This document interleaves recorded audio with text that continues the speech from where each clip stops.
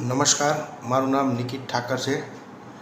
આજે હું એક વાત કરવા જઈ રહ્યો છું। હવે મારી વાત કરું એ પહેલાં મારે આપ સર્વેને જણાવવાનું કે આ વાતમાં તમે વિચારજો।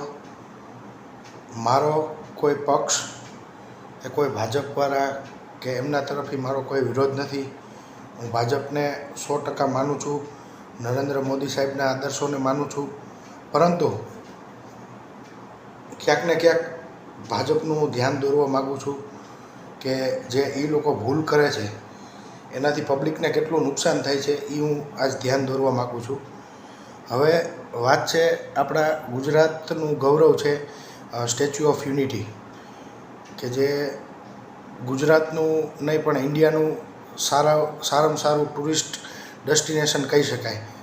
તો ત્યાં સરદાર વલ્લભભાઈ પટેલનું સ્ટેચ્યુ બનાવવામાં આવ્યું છે અને એ સ્ટેચ્યુ નરેન્દ્ર મોદી સાહેબને આજ્ઞાથી બનાવવામાં આવ્યું છે કે ભાઈ ઇવન સરદાર પટેલ સાહેબ જે હતા એ તો કોંગ્રેસમાં હતા, પણ નરેન્દ્ર મોદી સાહેબે એ ના જોયું અને એમના આદર્શોને અને એમના વિચારોને જોયા કે ભાઈ ના, એમને ડેમ બનાવો તો એમને સારું કરવું હતું, એટલે એમણે ત્યાં સ્ટેચ્યુ બનાવ્યું બહુ સરસ।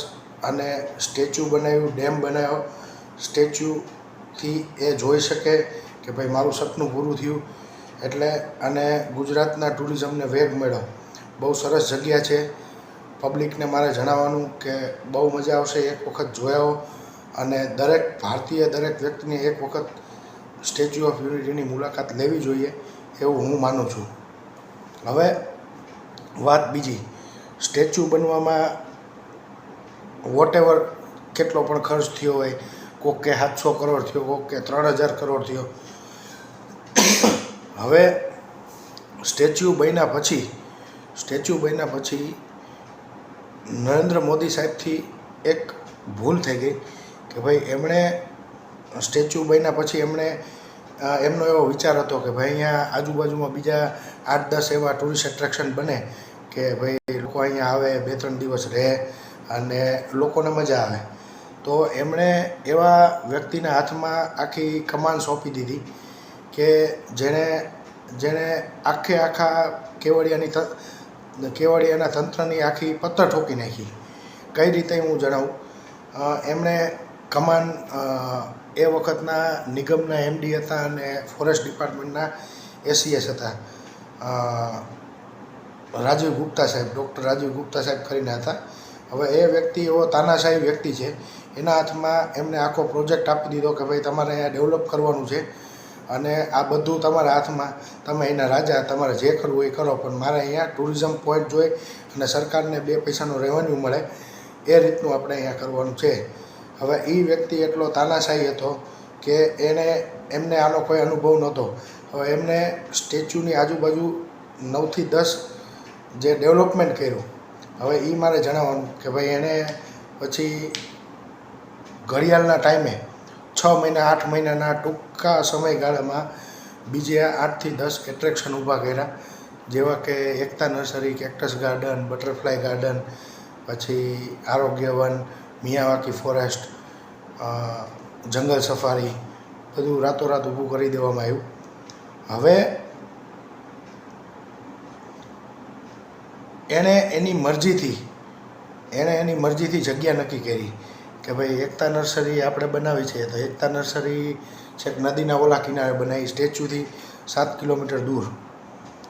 પછી બટરફ્લાય ને કેક્ટસ ગાર્ડન સ્ટેચ્યુથી 11 કિલોમીટર દૂર, આરોગ્ય વન સ્ટેચ્યુથી 8 કિલોમીટર દૂર, એવી રીતે બધે દૂર બધા બનાવ્યા। હવે એને નહોતી ખબર કે પાછળથી, ખબર હોય કે ના ખબર હોય મને નથી ખબર, પણ એને એ વખતે આ તો કોમન સેન્સનો સવાલ છે કે ભાઈ બધું નજીક રાખો તો લોકો જોઈ શકે, બરાબર। હવે તમે આટલું દૂર રાખો તો કોઈ જોવાનું નથી। હવે બનાવ્યા એની પાછળ સરકારનો મારો કોઈ એવો હેતુ નથી, બનાવ્યા તો એ ભલે બનાવ્યા, બરાબર, પણ છેલ્લા 6 વર્ષથી ત્યાંનો એક પણ પ્રોજેક્ટ, હવે હું મારી વાતનો જે મેઇન મુદ્દો છે એ હવે લાવું છું કે ત્યાંનો એક પણ પ્રોજેક્ટ નફો કરીને નથી આપતો। બધા જ પ્રોજેક્ટ નુકસાનીમાં જાય છે, અત્યંત નુકસાનીમાં જાય છે। હવે ઉદાહરણ તરીકે એક તમને એકતા નર્સરીનું તમને ઉદાહરણ આપું કે એકતા નર્સરી છે, તો એકતા નર્સરીની અંદર ત્યાંના બહેનોથી લઈને ત્યાંના આરએફઓ સાહેબ, ત્યાંના ફોરેસ્ટર ગાર્ડથી લઈ ગાઈડ, સિક્યોરિટીવાળા, પછી રોજના મજૂરો, બધાનું ડેઇલી મેન્ટેનન્સ ગણો તો એકતા નર્સરીનું ડેઇલી મેન્ટેનન્સ 15,000 થી 20,000 રૂપિયા છે. અને 15,000 થી 20,000 સામે આવક શૂન્ય છે. Same position Arogyavan, same position cactus garden, same position Vishwavan, same position Miyawaki forest, બધા જ પ્રોજેક્ટો લોસમાં ચાલે છે. અને દર મહિને સરકાર કરોડો રૂપિયાની ગ્રાન્ટ આપે છે. હવે ગ્રાન્ટ ઉપર આ બધા પ્રોજેક્ટ ચાલે છે. તો મારી સરકારશ્રીને વિનંતી છે કે ભાઈ તમે આટલી બધી ગ્રાન્ટ પબ્લિકની જ છે ને, આ અમારા પૈસે તમે ગ્રાન્ટ આપો છો, બરાબર, હાલતા નથી. એ તંત્રની મેનેજમેન્ટ નથી. તંત્રએ આટલા બધા દૂર દૂર બનાવ્યા, તંત્રએ એની બધી પોલિસી બહાર પાડી કે ભાઈ અહીંયા વાહનો નહીં જવા દેવાના, અહીંયા તમારે ફરજિયાત રિક્ષા કરીને જવાનું. હવે તમારે જમવું હોય, સ્ટેચ્યુ એરિયામાં તમારે જમવું હોય તો સાદું જે ગુજરાતી ટ્રાઇબ થાળી લોકોને જમવી હોય છે, તો એ તમે છેક એકતા નર્સરીમાં રેસ્ટોરન્ટ બનાવીને રાખ્યું છે, બરાબર. તો લોકોને જમવા માટે સ્પેશિયલ રિક્ષા કરીને એકતા નર્સરી જવાનું, ત્યાં ઓનલાઈન ટિકિટ લેવાની, અને એ બી લોકોને પૂછવું પડે કે ભાઈ અહીંયા જમવાનું શું છે આ તે. કેમ જો તમને એટલી બધી હોત કે ભાઈ ના અમારે લોકલ લોકોને ને બધાને રોજગારી આપવી છે, તો તમે સ્ટેચ્યુની અંદર આ સ્ટારબક્સ છે, અમૂલ છે, એની જગ્યાએ તમે એકતા નર્સરીમાં જે સેલ્ફ હેલ્પ ગ્રુપ રહ્યું મહિલાઓનું, એને તમે સ્ટેચ્યુ આગળ રેસ્ટોરન્ટ બનાવી દો, તો ત્યાં એના કરતાં વેચાણ અહીંયા વધારે થશે. પણ તમારો હેતુ પહેલેથી એવો છે કે ભાઈ બહારની મોટી મોટી કંપનીઓ કમાય, બરાબર, લોકો ન કમાવા જોઈએ. બીજી વાત કે બધા જ જેટલા પ્રોજેક્ટ છે એ તમામે તમામ પ્રોજેક્ટ હાલમાં બધા લોસમાં ચાલે છે. દર મહિને કરોડો રૂપિયાની ગ્રાન્ટ સરકાર આપે છે, અને કરોડો રૂપિયાની ગ્રાન્ટથી આ બધા પ્રોજેક્ટના મેન્ટેનન્સ થાય છે. 20,000ના મેન્ટેનન્સ સામે રોજની 200 રૂપિયાની ટિકિટ નથી વેચાતી, એ હકીકત છે. વાત બીજી,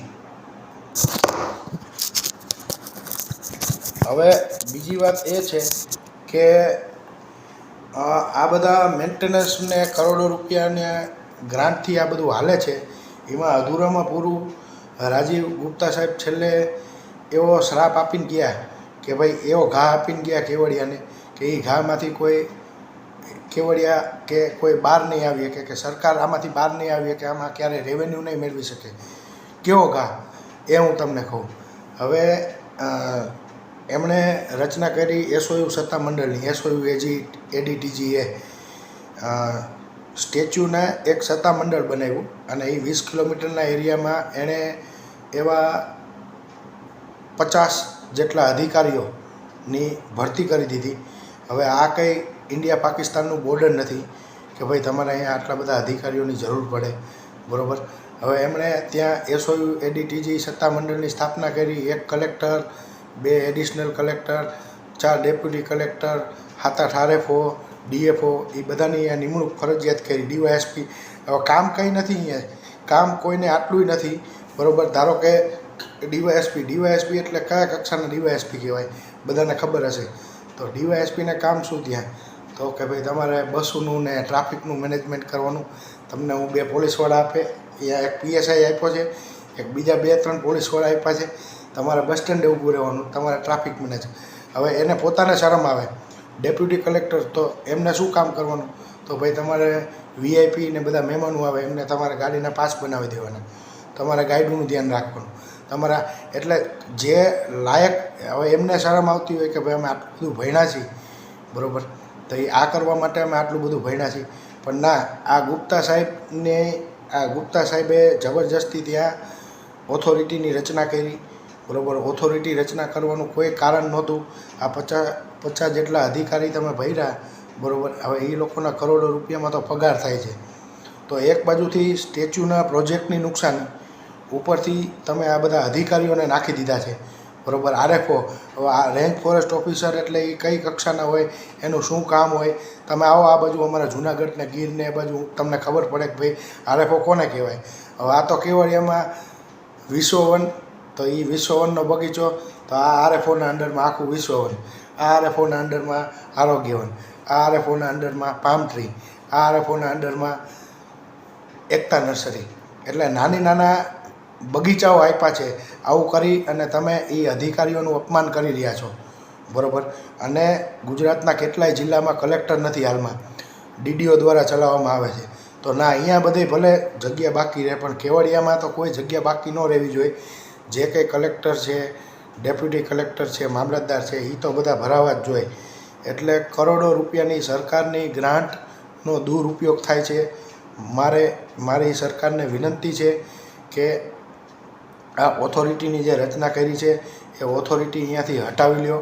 સારામાં સારા 3 થી 4 અધિકારી હશે, અને 4 સારા અધિકારી હશે તો આખું તંત્ર બહુ વ્યવસ્થિત ચાલશે અને બહુ સારી રીતે ચાલશે. આમથી કોઈ અત્યારના અધિકારી રહ્યા એ કોઈ એમની વિવેક બુદ્ધિનો ઉપયોગ નથી કરતા. એ જે બધા જૂના ઓલા બધા અમુક એમના ચાટુ કરતા છે, એ બધાને પૂછીને જ કરે છે કે ભાઈ આ આવ્યું, હવે આમાં શું કરવાનું, આ આવ્યું. એટલે મારું કહેવાનો તાત્પર્ય એ છે કે ભાઈ ઓથોરિટીમાં આટલા બધા અધિકારીઓને તમે રાખી અને એ અધિકારીઓનું તમે અપમાન કરો છો. એ લોકોનું અહીંયા કોઈ જાતનું કામ નથી, બરાબર. એટલે આ મારી વાત ધ્યાને લ્યો. અને ખોટી ભાજપના નેતાઓને સારું દેખાડવા માટે જે અહીંનું તંત્ર, જે આ ઓથોરિટીવાળા કરે છે કે ભાઈ અમે સ્ટેચ્યુએ આ વર્ષે આટલા કરોડ કમાઈને આપ્યા, સ્ટેચ્યુએ આ વર્ષે 300 કરોડ કમાઈને આપ્યા, 500 કરોડ, પણ એની સામે તમે 1500-2000 કરોડનો લોસ ખાધો છે, એ કોણ કહેશે? એ તો અમારા પબ્લિકના જ પૈસા છે ને, બરાબર. એટલે મારી વિનંતી છે કે ભાઈ તમારાથી જો પ્રોજેક્ટ ન હાલતા હોય તો તમે પ્રોજેક્ટ બંધ કરી દો. પ્રોજેક્ટ બંધ ન કરો તો કાંઈ વાંધો નહીં. તમે જે આ ઓથોરિટીની જે રચના કરી છે, બરાબર, એ ઓથોરિટીની રચનામાંથી તમારા જે વધારાના જે અધિકારી છે કે જે કામ વગરના છે, એ લોકોને તમે પાછા ગાંધીનગર બોલાવી લો. અને જે પહેલાં જેમ તંત્ર ચાલતું હતું એ સારામાં સારું ચાલતું હતું એવી રીતે તંત્ર ચલાવવા દો, તો પબ્લિકે આવશે, સરકારને 2 પૈસા રેવન્યુ મળશે. આ તો છેલ્લા 6 વર્ષથી તમે ખોટ ખાવ છો, દર મહિને કરોડો રૂપિયાની ગ્રાન્ટ વાપરો છો, અને ભાજપવાળા ખુલ્લેઆમ ગ્રાન્ટ આપે છે. હવે 100% જો સ્ટેચ્યુ રહ્યું એ ભાજપનું મોટામાં મોટું વોટ બેંક છે એવું માનું છું, બરાબર. કારણ કે ભાજપની જ્યાં ત્યાં અહીંયા એમના બોર્ડ ને પોસ્ટરો બધા લાગેલા છે. અને ઇવન હું એ પણ માનું છું, હું અહીંયા 6 વર્ષ રહેલો છું, કે ભાઈ કોઈ કોંગ્રેસી માણસ હોય અને એ એક વખત કેવડિયા આવે અને જે બધું જોવે, એક વખત સ્ટેચ્યુ ને ડેમ ને બધું જોવે, તો એનુંય હૃદય પરિવર્તન થઈ જાય અને એ ભાજપવાદી થઈ જાય. પણ ભાજપને મત લેવાની લાઈમાં તમે આ કરોડો રૂપિયા, જે પબ્લિકના કરોડો રૂપિયા છે, એનું તમે આ દુરુપયોગ કરો છો ગ્રાન્ટના નામે, તો એ બંધ કરવા માટેની મારી વિનંતી છે. મત તો તમને મળવાના જ છે, સાંભળી લો. મત તો ખાલી સ્ટેચ્યુ જોશે અને ડેમ જોશે એટલે 100% ભાજપને મત મળશે. તમે એ ચિંતા ન કરો કે બીજું બધું આપણે બંધ કરશું કે આ ઓથોરિટી બંધ કરશું. આ બધા આમાં કેવું છે કે તમે પહેલાં 5 બાગડ બિલ્લા હતા, બરાબર. કોઈ પણ પ્રોજેક્ટ થતો હતો તો એમાં ભ્રષ્ટાચારમાં 3 થી 4 ભાગ પડતા હતા, હવે 50 ભાગ પડે છે. તો આમાં નુકસાની પબ્લિકને છે, બરાબર. તો મારી એટલી વિનંતી છે કે ભાઈ સ્ટેચ્યુની જે ઓથોરિટીની જે રચના છે એ હટાવી લ્યો, બરાબર. અને રાજીવ ગુપ્તા સાહેબ દ્વારા જે ભયંકર ભૂલ થઈ ગઈ છે, હવે એને તો કંઈ પડી નથી. એ તો અત્યારે ફોરેનમાં આવી રીતે સોનાની ખુરશીમાં જઈને બેઠા હશે, એને કાંઈ જ ફેર નથી પડતો. એને જે કરવાનું હતું એને કરી લીધું, પણ એનું પરિણામ અત્યારે પબ્લિક ભોગવી રહી છે, બરાબર. તો મારી ઉપર ભૂપેન્દ્ર પટેલ સાહેબ, માનનીય શ્રી હર્ષ સંઘવી સાહેબ અને માનનીય શ્રી મોદી સાહેબ, બધાને મારી વિનંતી છે હાથ જોડીને કે ભાઈ આ ઓથોરિટીની કંઈ જરૂર નથી, આટલા બધા અધિકારીઓને અહીંયા કંઈ મૂકવાની જરૂર નથી, બરાબર. અને ટુરિઝમ તરીકે તમારે જો ખરેખર ડેવલપ કરવું હોય તો ગુજરાત ટુરિઝમને તમે આપી દો એમના હાથમાં. એ લોકો આખા ગુજરાતનું બધે ટુરિઝમ ડેવલપ કર્યું જ છે, તો એ લોકો જાણે જ છે કેવી રીતે શું કરવું આ તે, બરાબર. આ તો બધા પ્રોજેક્ટ ખોટમાં જાય છે, બરાબર. અને દર મહિને કરોડો રૂપિયાની ગ્રાન્ટ વાપરવાની, બરાબર. પ્લસ એક પ્રોજેક્ટ એવો હતો કેવડિયામાં કે જે નફો કરીને આપતું હતું. શરૂઆતના સમયમાં એ પ્રોજેક્ટે ગ્રાન્ટ લીધી હતી બનાવવા પૂરતી, પણ એ પછી જ્યારથી બની ગયું ત્યાર પછી એણે એક પણ વખત ગ્રાન્ટ નથી લીધી અને એ પ્રોજેક્ટ રેવન્યુ કરીને આપતો હતો સરકારને. તો તમે શું કર્યું કે એ પ્રોજેક્ટને તમે રિલાયન્સને વેચી દીધો આ ઓથોરિટીવાળાએ, બરાબર. એટલે ઓથોરિટીવાળા માને છે કે ભાઈ ના, એ સરકારને જતાડવા માગે છે કે ભાઈ અમે ગમે એમ કરીને હલાવી છીએ, બરાબર. અમે ગમે એમ કરીને તમારું તંત્ર હલાવી છીએ, તમે ગ્રાન્ટ આપતા જાઓ. એક જંગલ સફારી જે હતું એ નફામાં જતું હતું, હવે એ રિલાયન્સને વેચી દીધું. જંગલ સફારીમાં હું પોતે 3.5 વર્ષ હું ત્યાં રહેલો છું, મારી સામે બન્યું છે. અને બહુ, મારે કોઈના નામ નથી બોલવા, બહુ સરસ અધિકારી હતા, બરાબર. એ લોકોએ દિવસ રાત મહેનત કરી અને જંગલ સફારી બનાવ્યું, બરાબર. જંગલ સફારીને રેવન્યુ લાવ્યા. એ સાહેબ ગયા ત્યારે 20 કરોડ રૂપિયાની FD કરાવીને ગયા હતા સફારીના નામે. આજ સુધીમાં કોઈ પ્રોજેક્ટ 1 રૂપિયો રેવન્યુમાં નથી ગયો અને જંગલ સફારી 20 કરોડ રૂપિયાની FD કરીને ગયા હતા, બરાબર. એ એક પ્રોજેક્ટ નફામાં હાલતો હતો, હવે એ તમે રિલાયન્સને વેચી દીધો, બરાબર. તો આ ક્યાંનું યોગ્ય છે? હવે રિલાયન્સવાળા એમની પોતાની તાનાશાહી ચલાવે છે, બરાબર. અહીંયા અત્યારે સફારીમાં એવું છે કે ભાઈ રિલાયન્સવાળાના પગાર બધાના 3-3, 4-4 ગણા, અને જે લોકો જૂના બિચારા જે પહેલેથી કામ કરે છે, જે લોકો પહેલેથી પ્રાણીઓની સેવા કરે છે, એ લોકોને કંઈ ગણતરી જ નથી કરવામાં આવતી. એટલે મારી સરકારને વિનંતી છે કે ભાઈ આ બધું ધ્યાનમાં લે. અને મીડિયાવાળાને મારી વિનંતી છે કે ભાઈ આ મારો વિડીયો રહ્યો એ તમે પબ્લિકને બતાડો, બરાબર. પબ્લિકને તો એવું જ છે કે ભાઈ સ્ટેચ્યુ બનાવ્યું એટલે સરકાર અહીંથી કમાતી હશે ને સરકાર કેટલા રેવન્યુમાં, પણ ખરેખર ખૂબ કરોડો રૂપિયાનો લોસ આ સ્ટેચ્યુનું તંત્ર ખાઈ રહી છે, બરાબર. એના પાછળ જવાબદાર રાજીવ ગુપ્તા સાહેબ છે, એમાં બેશક કોઈ શંકાને સ્થાન નથી. અને રાજીવ ગુપ્તા સાહેબ આ વિડીયો સાંભળતા હોય અને એમને કંઈ થતું હોય તો મારો નંબર મેળવી લેજો અને મને ફોન કરજો ગમે ત્યારે, બરાબર. મને કોઈ, હું સત્ય બોલીશ અને મને કોઈથી સત્ય બોલવા મને કોઈ રોકી નહીં શકે, બરાબર. એટલે મારી સરકારને વિનંતી છે કે મેં જે આ બધા મુદ્દા મૂક્યા, હજી તો હું બીજા વિડીયો બનાવીશ, બરાબર. જેટલી જે આ તંત્રવાળા છે, જે આ ઓથોરિટીવાળા, એ લોકોની કેટલી ભૂલ છે ધીમે ધીમે હું બધા વિડીયોમાં મૂકીશું. નમસ્તે, જય ભારત.